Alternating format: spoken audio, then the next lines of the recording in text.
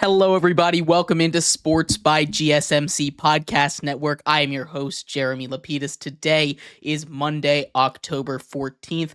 Happy Indigenous Peoples Day to everyone that is celebrating. Happy Christopher Columbus Day, whichever one you are celebrating today. I hope you guys had a great weekend, are having a great day, and it was a wild weekend in sports, and we are here to break down all of it.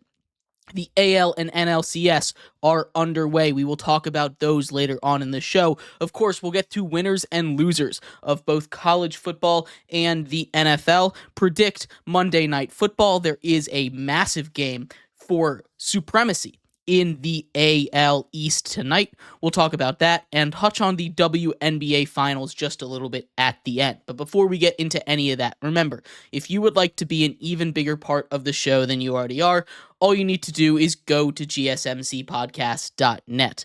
Leave a tip or donation with a message in it. That message should pop up on the bottom of the screen for you, me, and everybody else around the world to see. If you do have a burning question about sports, anything at all that you would like to ask, go ahead and throw that in the comments. Throw it in the chat. I will get to it as soon as I possibly can. I appreciate everybody so much for sticking around, talking some sports with me here on a beautiful Monday, October 14th. But like I was saying, we are going to get into our first topic today, that being the winners and losers from an NFL Week 6 that got kind of out of hand. It wasn't one of those weeks where we saw lots of games go down to the wire, but we got a lot of statement games, a lot of statement wins out of some of these teams. So we're going to start off, as always, we have 5 winners, 5 losers. We're going to start off in the winners category here. And this one might come a little bit out of left field. A team that lost, a team that in general did not look very good other than one part. The New York Giants defense is my number 5 winner of the week. Their defense has been incredible all season, especially on the front four. You take a look at what they have down there, even after losing Kayvon Thibodeau, who's an electric pass rusher down there. Brian Burns stepped up huge in a role that they desperately needed him to. Dexter Lawrence continues to be one of, if not the best defensive tackles in all of the NFL. That is a defensive line, even though they were down Kayvon Thibodeau. They had Azeez Ojulari that was able to step in, played an awesome game himself. If I were to tell you they were leading the league in sacks, that's a kind of stat that you wouldn't believe me. This Giants defense is awesome. On the back end, Jason Pinnock's playing really good at safety. Tyler Nubin, the rookie's been really good back there as well. You also have Drew Phillips, another rookie who stepped in really well, played really good football against some solid receivers that they've had to cover. I'm very impressed by that Giants defense. They're the number 5 winner this week.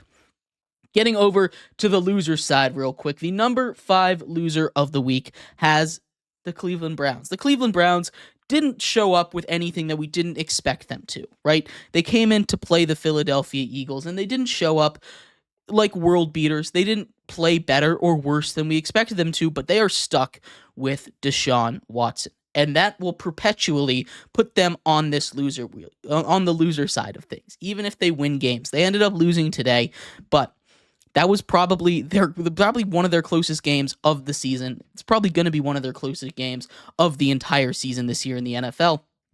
The coaching staff has to stick with Deshaun Watson. They are stuck with him. They do not have another option. They owe him $45 million this year, $45 million next year, $45 million the year after that, with a $72 million dead cap hit. They are stuck with him, regardless of what Kevin Stefanski and the owners can say. They are stuck with him. They don't have another choice. They just have to ride this out for 3 more seasons. The Browns are on the loser side, not just because of this week, but because of everything that they've done leading up to this week surrounding Deshaun Watson. Getting back to the winners, number 4 is Jordan Love. He gets his second straight win. A huge win for them, puts up 4 touchdowns. They showed a stat. He has the most touchdowns in the league. In his first couple of games, he is on an MVP pace for touchdowns. He needs to cut down his interceptions a little bit, but that Packers team is awesome. Really, and we'll get into this in a little bit, everyone in the NFC North is awesome. Jordan Love, 4 touchdowns, a huge performance for Jordan Love and the Green Bay Packers to dismantle the Cardinals. I know that defense isn't the most impressive, but this is the best that we've seen Jordan Love be. He's obviously coming off of that injury he sustained in week 1. Week 6 is generally when we expected him to be back healthy. He came back a little bit early, a lot earlier than I expected. And now I feel like he's fully healthy. You see that movement in the pocket, his ability to create, make plays, off-platform throws is really what makes him that special quarterback, that $55 million man. He's showing that now. It was a great game from him. He is my number 4 winner of the week. Similarly, my number 4 loser of the week, when we talked about ones that don't really make sense, the Eagles are my number 4 loser of the week. And not just the Eagles, Nick Sirianni and his situation. The Eagles are a team that on paper should be a contender. Obviously, they made the Super Bowl 2 years ago. 2 years ago, they make a Super Bowl. Last year, they collapsed down the stretch. We've seen Jalen Hurts not look the same. He's looked awful, really. Even with his full complement of weapons. You get A.J. Brown back, Devontae Smith back. You've still had Saquon Barkley, who had a down week this week against a bad Browns defense. This is a team that you need to see more out of. This is a team that you expect more out of, and they've been unable to do that. And what really, really put them on the loser side this week is their coach, Nick Sirianni, the way that their coach acted at the end of a game that they should have dominated. They squeak by a win. They squeak by a win. And when I say squeak by a win, I mean it. They win 16-20, a game that they should have dominated, a game that should never have been that close. And yet you see Nick Sirianni out there trash-talking his own fans like this was a fancy special win or something. This was a game you should have won. This is a game you should have dominated. Your team did not play that great of football. You can't go Kirk Cousins, you like that mode on your fans. It's not charming. It's not endearing yourself to this city. It's just not working. The Eagles are the number 4 losers this week. Number 3, back to the winner's side, the rookie quarterbacks. We had 2 rookie quarterbacks make their debut this week. We had a lot of rookie quarterbacks continue their incredible performances. Starting off with the 2 that made their debut, and we'll get more into it later on in our show, I believe. Drake May makes his debut, throws for 243 yards and 3 touchdowns. He threw a couple of interceptions. It's fine. It's his rookies. It's his first start. He, against a good Texans defense, against a good Texans secondary, has thrown for the most yards of any quarterback that has faced them. We saw Caleb Williams, when he was in his second start, go up against this same Texans defense and get absolutely destroyed back there. This was a very, very good outing for Drake May. He is part of that club, along with Spencer Rattler, who, while they both lost that game, showed a lot of promise. Spencer Rattler maybe not as much as Drake May, but putting up 27 points against a division opponent, regardless of the mistakes you made, both of these quarterbacks started off slow, but in their first starts, they both looked really good. There's a lot to like out of these rookie quarterbacks. Spencer Rattler, maybe you actually have a discussion over Derek Carr there, because that offense looked a lot better with Spencer Rattler as far as pushing the ball downfield, even with the amount of even with how shorthanded the Saints offensively were. Drake May, awesome. I'm glad they made the switch. This just keeps the locker room together, and you can tell he was the better quarterback. That team looks so much better with him at the helm. Without Jacoby Brissett there. He's already thrown for more touchdowns than Jacoby Brissett. But getting to the ones that have already started and continue to dominate, Caleb Williams has gotten better every single week. He threw 4 touchdowns in London against the Jags. Basically a home game for the Jaguars, even though in the books it was a home game for the Bears over there. That is a huge, huge win for the Bears. It really is. Caleb Williams has, like I said, every single week improved on every single performance, every single week of the season. He continues to get better, and it doesn't seem like he's come close to hit his ceiling. He's starting to use all of his weapons. Keenan Allen, with his first big game as a Bear, 2 touchdowns. Cole Kmet comes in, scores 2 touchdowns in that first half, also serves as the long snapper. That was just a great game by the Bears, great game by Caleb Williams. And the other rookie quarterback, of course, Jaden Daniels. In a duel a battle between him and Lamar Jackson. He ends up losing, but he puts up great stats. This team, with him leading the helm in Washington, looks competent, and that in and itself is a success. The Washington team, whatever team name it's been, has not looked competent in almost 30 years. It's been a very, very long time, aside from a couple of flash-in-the-pan seasons, since the Washington Redskins Commanders football team, that team in Washington has looked competent. And under Jaden Daniels, they have done it. These rookie quarterbacks are awesome. The only one we're waiting on, Bo Nix, looked pretty good, especially in that second half. Still not my favorite. We're still waiting on J.J. McCarthy to make his debut. That'll come next season, most likely. And Michael Penix Jr., that won't come for a little while. But these rookie quarterbacks, this class has been amazing. They're my number 3 winners. Losers at number 3 are the team that Caleb Williams put those numbers on. The Jacksonville Jaguars. They look lost. They look sad. They look just not happy to be there. There seems to be some real issues in that locker room. They look demoralized, and I don't know how Doug Peterson still has a job. He said in an interview today that there needs to be some changes made with the culture. The culture needs to change by firing you, Doug Peterson. This is not just a Trevor Lawrence problem. This is a whole team problem. The defense we knew was going to be awful. They lost Tyson Chandler, one of their better cover corners, and they continue to play man. That defense does not evolve. They don't have the guys to play man coverage. They get torched in the secondary. The defensive line is solid, but it's not good enough to cover up the inadequacy of the secondary, right? This is a team that has a lot of talent, but Gabe Davis dropped 3 touchdowns.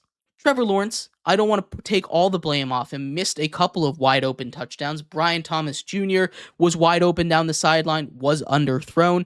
This Jaguars team as a whole is a mess, and I don't know why Doug Peterson still has a job, to be completely honest with you. They need to fire him. I don't know how he wasn't the first coach fired this season.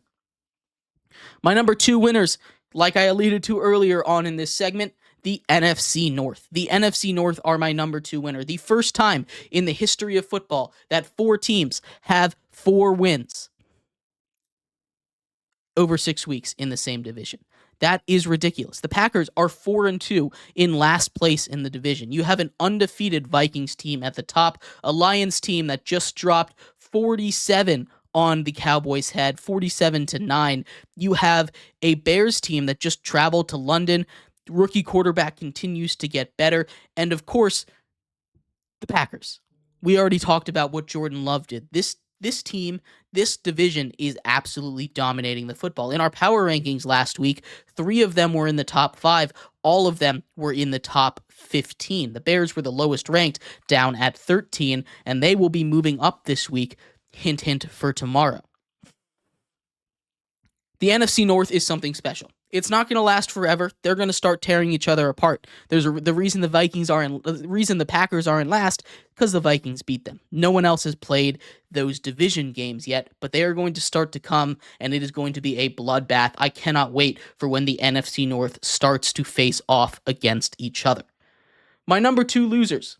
City of New York. We obviously going back a little bit and maybe even taking a small step away from football in this one. The Mets got shut out 9-0 in game 1. Game 2, they're looking a lot better. We'll get to baseball later on in the show, but getting back to football, the Giants put up 7 points at home. The Giants and Jets record at home have been awful. Awful, awful, awful.